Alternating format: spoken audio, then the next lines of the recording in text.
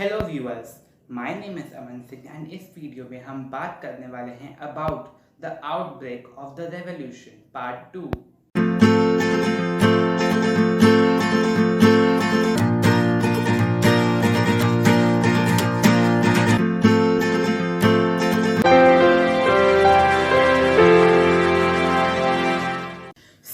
हमारी last video में हमने बात की थी कि थर्ड एस्टेट के साथ किंग ने क्या क्या डिस्क्रिमिनेशंस किए थे।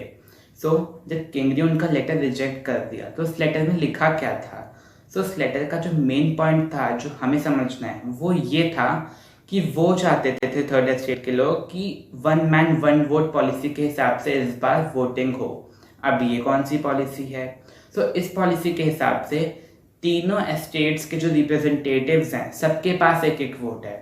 क्लर्की के पास भी 300 वोट्स, नोबिलिटी के पास 300 वोट्स और थर्ड एस्टेट के पास 600 वोट्स।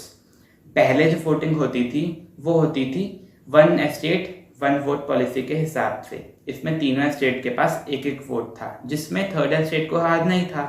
क्यों? फर्स्ट एस्टेट और सेकंड एस्टेट साथ में हो गए तो यहाँ हो गए 2 वोट्स और यहाँ पे अकेला बचा थर्ड एस्टेट जिसके पास था 1 वोट। तो कौन जीतता? ये जीतते फर्स्ट एस्टेट और सेकंड एस्टेट, तो इनकी बात मानी जाती। One man one vote rule के हिसाब से अगर वो करते तो कौन जीतता? थर्ड एस्टेट जीतता नहीं बट टाई तो हो सकता था। 300 फ्रॉम नोबिलिटी, 300 फ्रॉम क्लर्की, टोटल 600 और यहाँ पे भी थर्ड एस्टेट के 600, तो वो एक एक्सटेंट तक खुद को बचा पाते।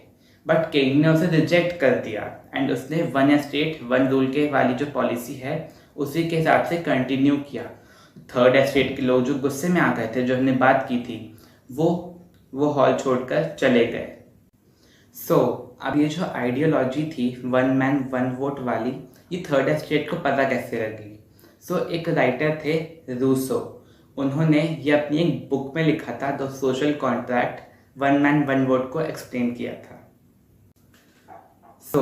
जो थर्ड एस्टेट के अब जो लोग बाहर गए थे वो 20 जून को एक इंडोर टेनिस कोर्ट जो कि वर्साइल्स में था उसमें इकट्ठा हुए एंड उन्होंने वहाँ पे खुद को एक नेशनल असेंबली घोषित कर दिया कि अब से हम किसी के अंडर काम नहीं करेंगे, अब हम फ्री हैं। तो ये जो लोग थे इन्होंने बोला कि अब हम तब तक डिस्पर्स नहीं होंगे जब तक किंग हमारी नीड के हिसाब से एक कॉन्स्टिट्यूशन ड्राफ्ट नहीं करता।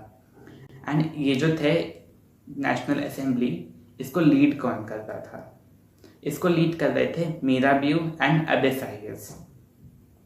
जो मीराबियू हैं वो एक नोबल फैमिली से थी बट तब भी उनकी जो आइडियोलॉजी थी वो ये थी कि फ्यूडल प्रिविलेजेस नहीं होने चाहिए क्योंकि थर्ड एस्टेट को उससे दिक्कत होती है। उन्होंने बहुत सारी स्पीचेस दी थी, बहुत सारी चीज़ें लिखी थी जो कि थर्ड एस्टेट को मतलब बहुत मोटिवेट कर रही थी। और जो एबेसाइयस थे वो एक प्रीस्ट थे जिन्होंने एक बहुत ही इन्फ्लुएंशियल पैम्पलेट लिखा था जिसका नाम था व्हाट इज थर्ड